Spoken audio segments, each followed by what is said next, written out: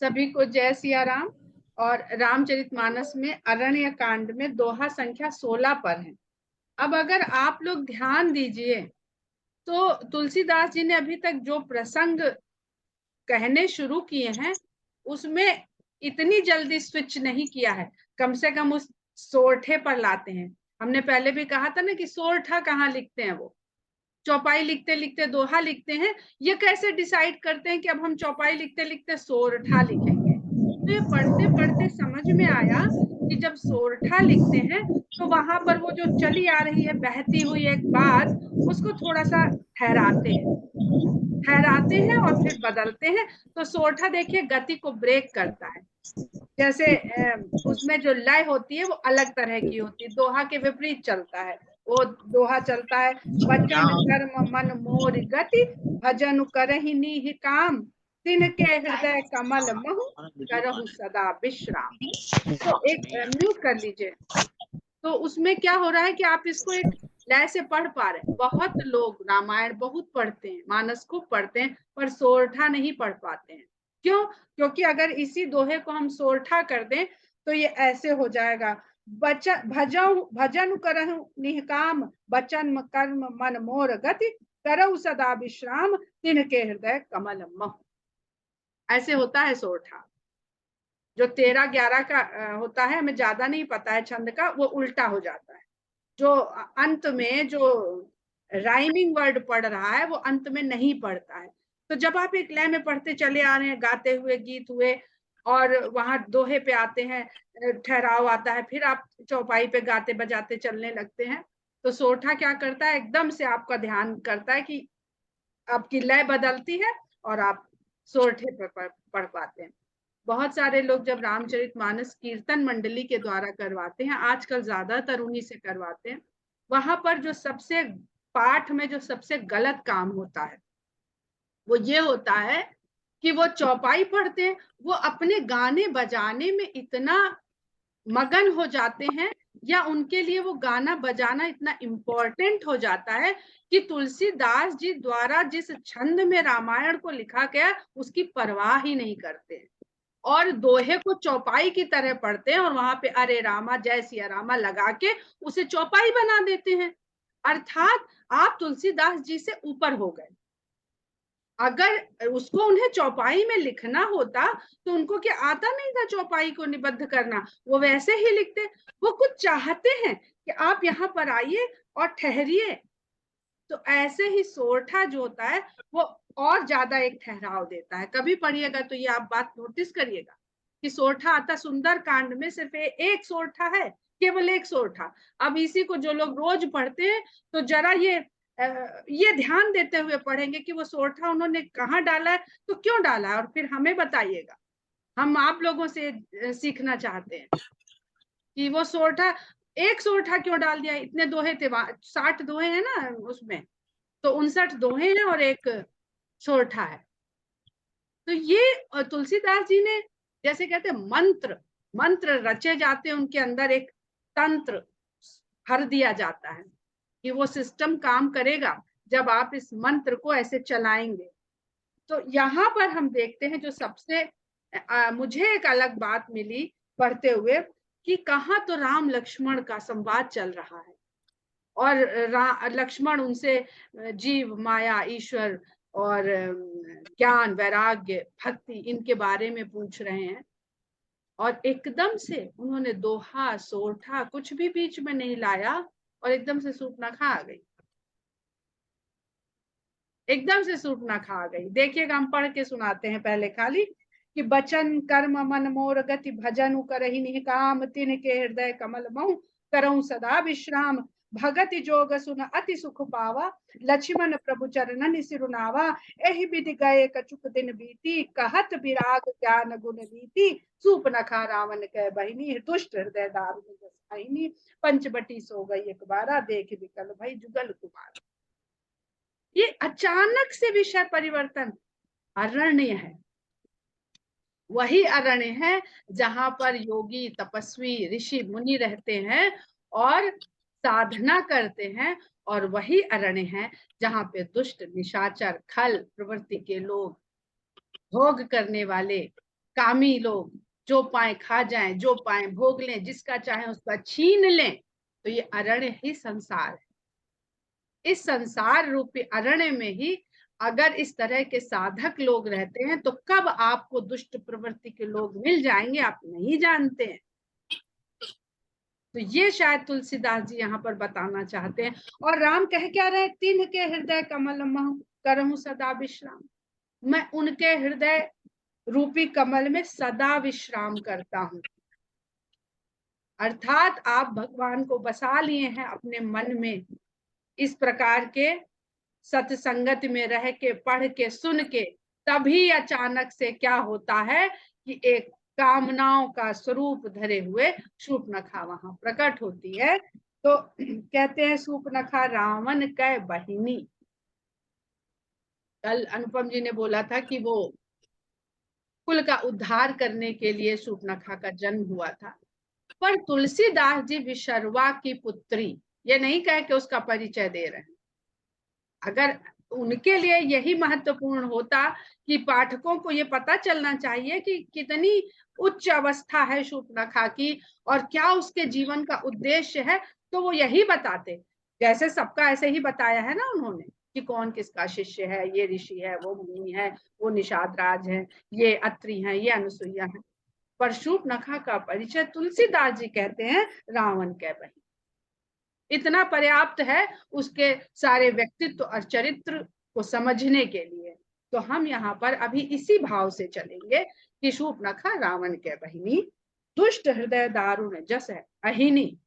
हृदय से दुष्ट है और भाव ऐसा है जैसे नागिन हो। स्वभाव से दुष्ट है, भाव से सापिन के समान है।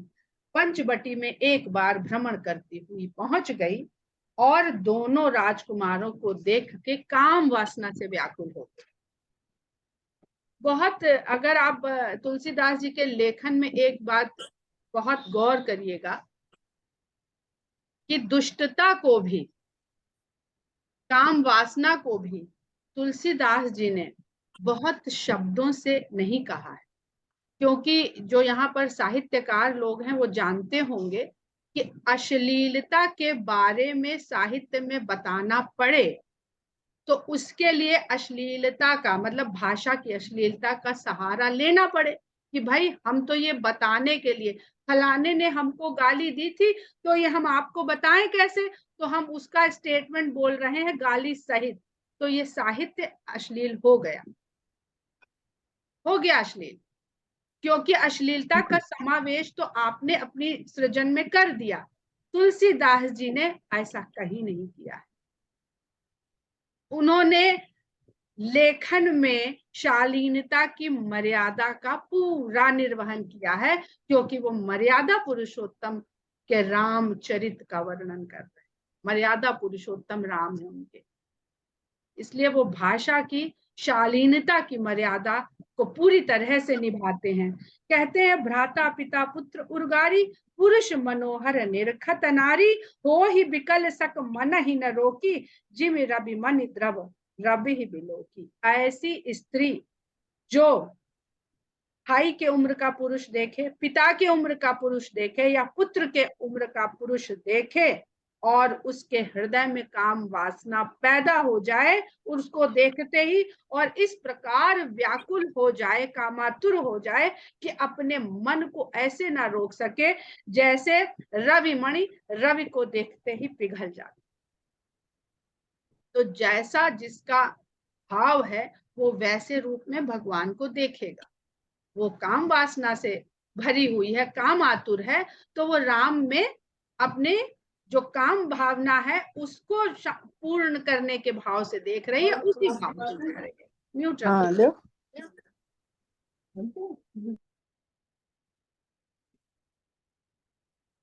कोई विकल अब यहाँ पर जो बात ध्यान देने वाली है, माता अनुसुईया की चौपाई ध्यान देने वाली है।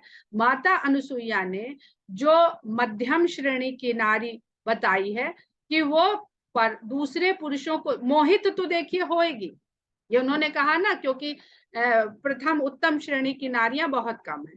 तो ऐसा कोई नहीं है हम लोगों के बीच में या हम लोग में जो किसी सुदर्शन पुरुष को देख करके उसकी तरफ आकर्षित नहीं होते, उसकी प्रशंसा नहीं करते हैं, पर काम भावना नहीं आ जाती है वहां हम सबके मन में। हम कहते हैं भाई अच्छा लगा है तो प्रशंसा करते, कोई हीरो देखा भाई बहुत हैंडसम लगा है, अपने आसपास के लोग होते हैं उनकी प्रशंसा करने से ही हम किस श्रेणी में आते हैं उसको उन्होंने गलत नहीं बताया। उन्होंने कहा संसार में इसी तरह की स्त्रियां होती हैं, पुरुष भी होते हैं, पर यहाँ बात स्त्री की हो रही। पुरुषों को तो बहुत कहा जाता है, किसी में इतनी हिम्मत है तो जो स्त्रियों के भी इस भाव को कम से कम कह रहा, नहीं तो स्त्री को तो सारे आदर्शों से भर भर के ही प्रस्तुत किया गया है। पर माता अनुसुईया बताती हैं, तुलसीदास जी बताते हैं कि वो भी जीव है।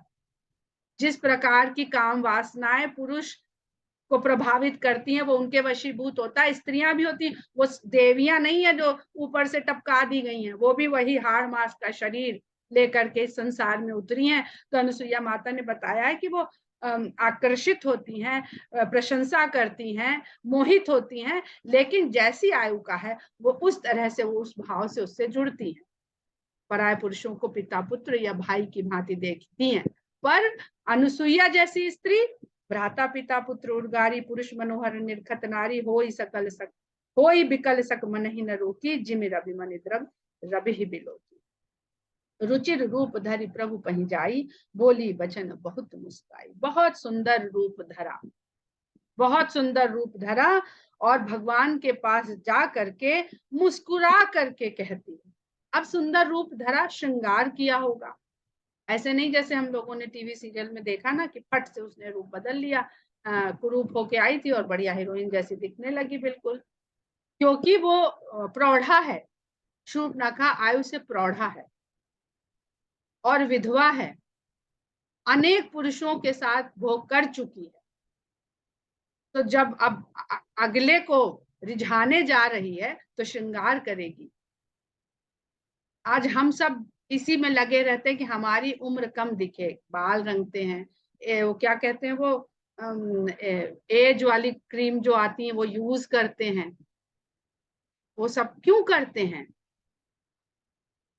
वही प्रवृत्ति हमारे भीतर भी तो कहीं ना कहीं है कि हम युवा दिखना चाहते हैं, सुंदर दिखना चाहते हैं। आप अपने घर में बैठे रहिए, नहीं मन करेगा कि आपको कोई कह दे कोरोना में लोगों के बाल सफेद निकल आए थे, कहने को कोई कुछ भी कहे, अरे कहीं जाना नहीं है तो क्या करना, है ना? तो हम झूठ किससे बोलते हैं? इसलिए इन सब बातों को स्वाभाविक रूप से लेना चाहिए। तो उसने बहुत सुंदर रूप सजाया, भगवान के पास जा करके मुस्कुराती हुई कहती है। मुस्कुराता हुआ आदमी, सबसे बढ़िया कॉस्मेटिक और सबसे बढ़िया आभूषण मुस्कान है। मुस्कुराता हुआ चेहरा तो सुंदर लगता ही लगता है।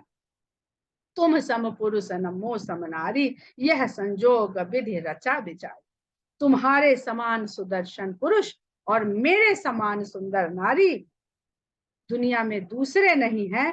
हमारा तुम्हारा जो आज ये भेंट हो रही है, ये संयोग विधाता ने बहुत विचार करके रचा। अब कहाँ राम बिल्कुल तरुण युवक, अभी हल्की उम्र के, और कहाँ वो प्रौढ़ा, तब भी वो ये बात कह रही है।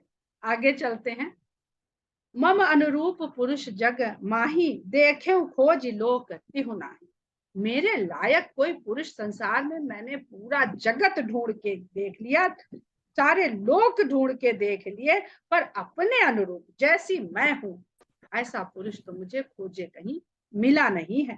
ताते अब लग रही हूं कुंवारी कुमारी, मनुमाना कछु तुम्हें ही न्याय। इसीलिए मैं अभी तक कुमारी फिर रही हूँ, अपना कौमार्य ही धारण किए हुए फिर रही हूँ। किसी से मैंने संसर्ग किया ही नहीं, क्योंकि पाया ही नहीं किसी को इस लायक। अब तुमको देखकर मेरा मन कुछ कुछ माना है।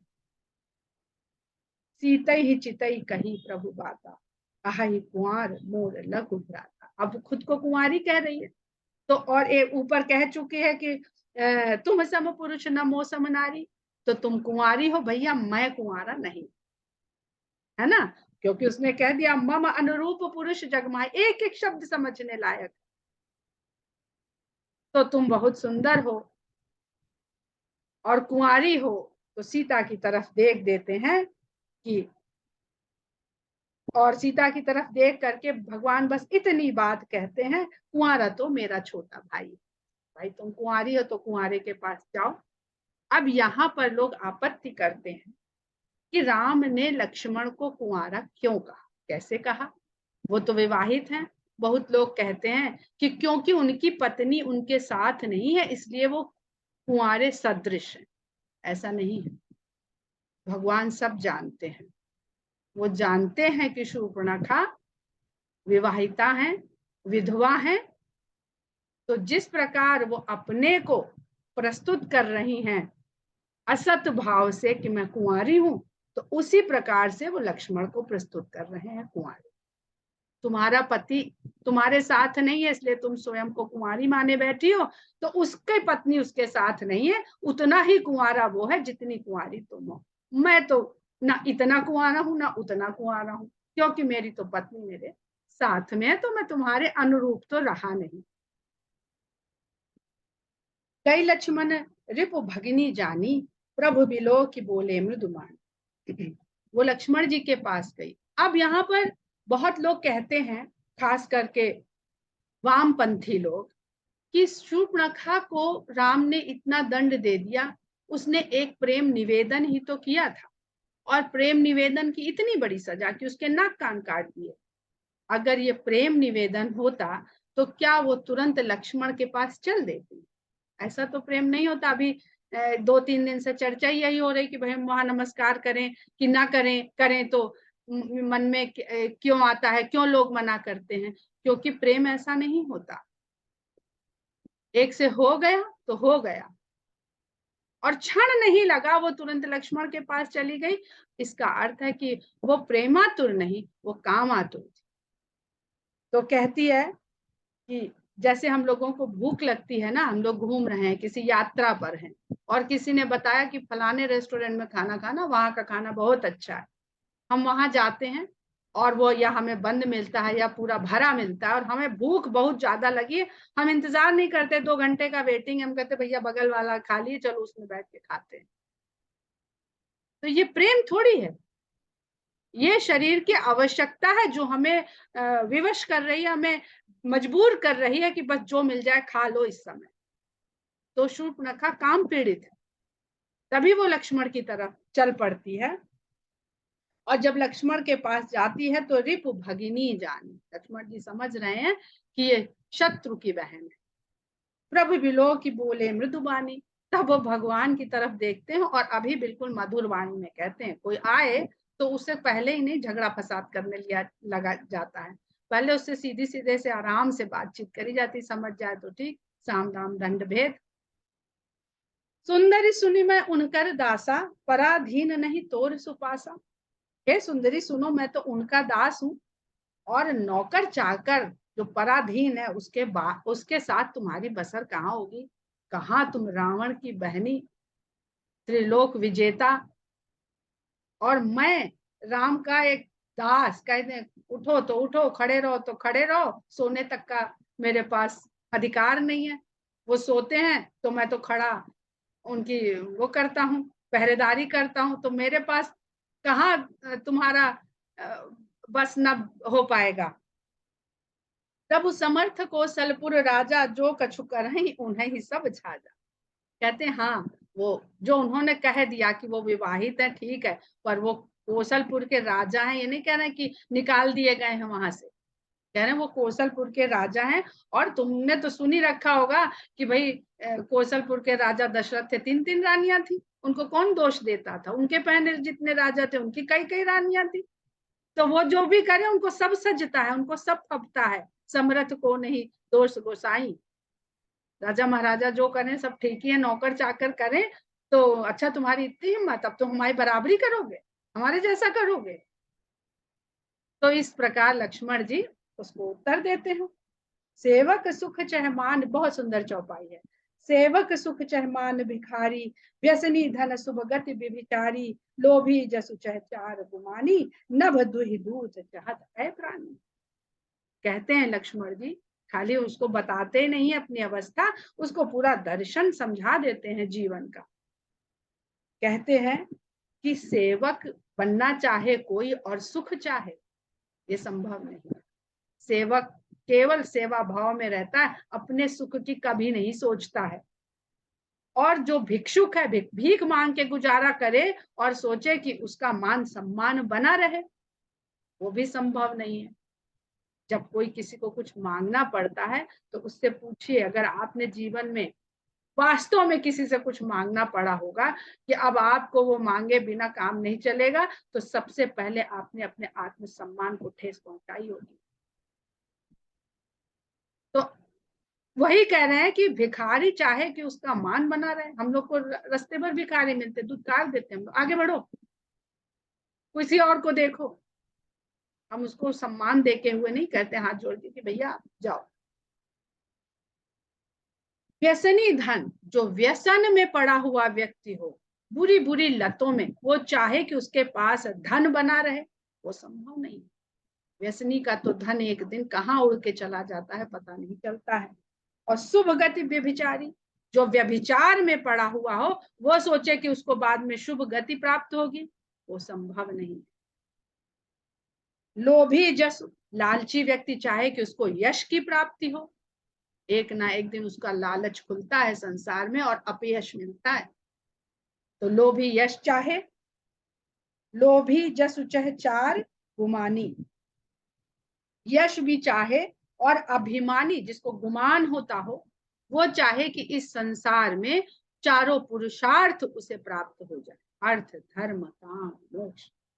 तो सबसे पहले जो लक्ष्मण जी और राम जी का संवाद हुआ है, वहां राम ने उनको यही तो कहा है, ज्ञान मान जहाँ एक कहू नाही। तो जिसके पास मान है, अभिमान है, गुमान है, उसको किसी चीज की प्राप्ति नहीं हो सकती। चारों पुरुषार्थ तो बहुत दूर की बात, कभी चारों पुरुषार्थ पर बात करेंगे, अर्थ धर्म काम मोक्ष।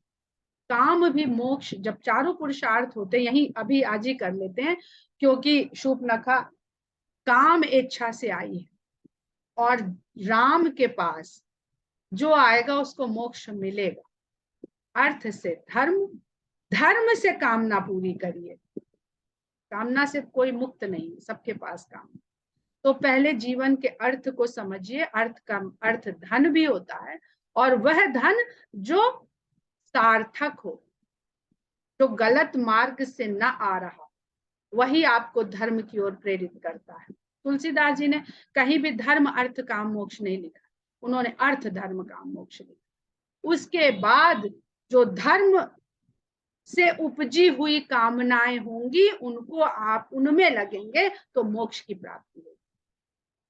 परंतु रावण के संदर्भ में तुलसीदास जी कहते काम क्रोध लोभ मोह, अर्थ धर्म काम मोक्ष में कामना तीसरे स्थान पर है। पहले पहला स्थान अर्थ का, फिर धर्म का। चलिए, कहीं कहीं लोगों में ये मतभेद है, वो पहले धर्म को रखते हैं फिर अर्थ को रखते हैं, पर हम तुलसीदास जी के सिद्धांत को मानते हैं और पहले अर्थ को रखते हैं। अर्थ न धर्म न काम, रुचि गति न चाहो निर्वाण। और रावण के संदर्भ में पहले नंबर पे काम। तो ये चार पुरुषार्थों में अगर हमने तीसरे पुरुषार्थ को पहले नंबर पर लगा दिया तो धर्म छूट गया, अर्थ छूट गया, और मिला क्या काम के कारण? तीसरा पुरुषार्थ हमारे जीवन का सबसे इंपॉर्टेंट पहला मार्ग हो गया, पहला कर्म हो गया। तो काम क्रोध लोभ मोह, इसमें परिणति होनी चली जाती जब हम कामनाओं के वशीभूत होकर अपना जीवन चलाने। तो कहते हैं कि इस प्रकार के गुमान में रहने वाला व्यक्ति चारों पुरुषार्थों को पाना चाहे तो नभ दुई दूध चाहता है प्राणी। ऐसा प्राणी आकाश से दूर कर दूध निकालना चाहता। आकाश क्या है? कुछ नहीं है। कहाँ हाथ मारोगे, कहाँ से क्या पाओगे? सब कुछ है इस आकाश में, सारा ब्रह्मांड है इस आकाश में, पर अगर हम हाथ से उसको पकड़ना चाहें तो कुछ भी हाथ नहीं आता। उन्हीं फिर राम निकट सो आई। जब लक्ष्मण जी ने ऐसे उसको कहा कि भैया वो राजा है, वो एक पत्नी है तो क्या हुआ, दूसरी भी पत्नी कर लेंगे, प्रेमिका कर लेंगे, तो उनको कोई मुश्किल नहीं है ना, उन्हें कोई कोई दोष लगाएगा। तो फिर राम के पास पलट करके आ गई, प्रभु लक्ष्मण पही बहुरी पठाई। तो भगवान ने फिर लक्ष्मण के पास उसे फिर भेजा। लक्ष्मण कहा तो ही सो बरई, जो तृण तोर लाज परिहरई। अब कुछ तो बातें शूर्पणखा ने वहां कही होंगी लक्ष्मण और राम से, जो तुलसीदास जी की कलम लिख नहीं पा रही है। कि किस तरह से उसने अपने काम इच्छा को, आतुरता को, व्याकुलता को कैसे प्रकट किया होगा, जिसके जवाब में लक्ष्मण जी को यह कहना पड़ता है कि तुझे वही वर्ण करेगा जो लज्जा को तृण की तरह त्यागने की सामर्थ्य रखता। शर्म, हया, लाज, मान सब छोड़ दे, वही तुझसे प्रेम कर सकता है, वही तेरा साथ कर सकता है। तब खिसियान राम पही गई, रूप भयंकर प्रगटत भई। तब वो बहुत खिसिया गई लक्ष्मण की इस बात से। एक स्त्री अपना प्रेम निवेदन लेकर के अपने को समर्पित करने के लिए पुरुष के पास जा रही है, और दो पुरुष उसको बार बार दूसरे, जरा कल्पना करके देखिए आप लोग इस स्थिति की और इस दृश्य की, तब आपको समझ में आएगा कि वो फिर खिसिया जाती कि मैं तो पूर्ण समर्पण के लिए आतुर हूं, बेताब हूं। शायद अपने अंग प्रत्यंग भी दिखा रही होगी कि कहीं से तो लोभित हो जाएंगे, कहीं से तो इनकी काम वासना जाग जाएगी। पुरुष को लुभाने के जितने तरीके उसे पता होंगे वो सब कर रही होगी। जब लक्ष्मण से इस प्रकार का जवाब पाती है, उत्तर पाती है, तो फिर खिसिया के राम के पास जाती है और रूप भयंकर प्रगटत भई। अब वो अपने उस अवस्था में आ गई कि जो बनावटी उसने रूप धारण कर रखा था ना, कि भोगी का नहीं, प्रेम का रूप धारण करके आई थी, तो वो प्रेम का जो बनावटी रूप धारण कर रखा था वो विलुप्त हो गया, और कामातुर रूप उसका प्रकट हो गया, जो सदा भयंकर है, कभी सुंदर नहीं है। सीता ही सभय देखि रघुराई, कहा अनुज सन शयन बुझाई। उसके इस प्रकार के आक्रामक रवैये को देख करके सीता जी को भय के साथ जब राम ने देखा, तो लक्ष्मण जी को उन्होंने तुरंत एक इशारा कर दिया, लक्ष्मण अति लाघव सो नाक कान बिनु कीनि, ताके कर रावण का मनो चुनौती दी। और लक्ष्मण जी तो सदा आतुर ही रहते हैं, उनको जहां जहां आपने देखा है राम ने उन्हें हर जगह शांत किया है कि भैया बैठ जाओ। जब धनुष भंग होना था तब लक्ष्मण जी को क्रोध आ गया कि उठ के खड़े हो गए कि हम तो पूरे ब्रह्मांड को गेंद की भांति लेके दौड़ सकते हैं, इस धनुष की क्या बात है, जहां रघुकुल में से कोई एक भी हो, ऐसी बात कोई नहीं कह सकता कि धरा विहीन भई, और आप दो दो रघुवंशी हो, रघुकुल के राजकुमारों के होते हुए इतनी बड़ी बात कह रहे। तब राम ने उन्हें शांत किया। फिर परशुराम जी आए, तब भी लक्ष्मण जी ही आगे आगे क्रोध में उनसे मोर्चा संभाले रहे। तो इसका अर्थ है कि राम का इशारा मिले और लक्ष्मण जी चूक जाएं, ये तो संभव नहीं है। उनका तो जाने कब से मन कर रहा होगा कि इसकी गर्दन ही उड़ा दें, पर राम ने ऐसा कुछ इशारा उनको ऐसा किया, संकेत किया, जिसकी वजह से लक्ष्मण और फिर सीता माता का भयभीत हो जाए। इस पर हम लोग इसकी आध्यात्मिक चर्चा भी करेंगे।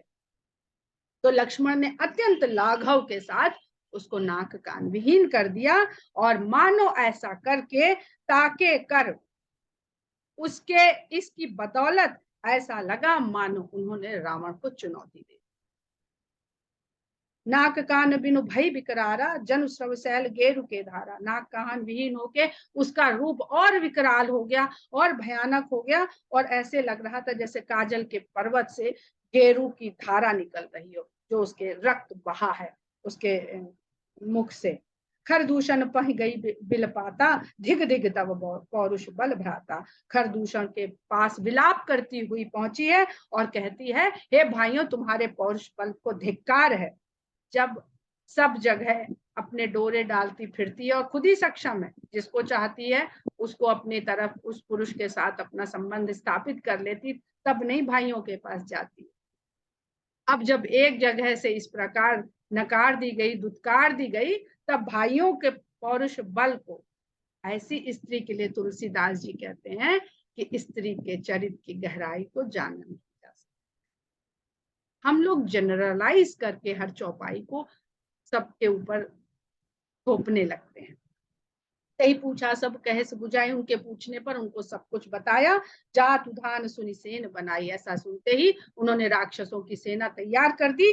धाये निश्चर निकर बरूथा, जनु सपच्छ कज्जल गिर जूठा।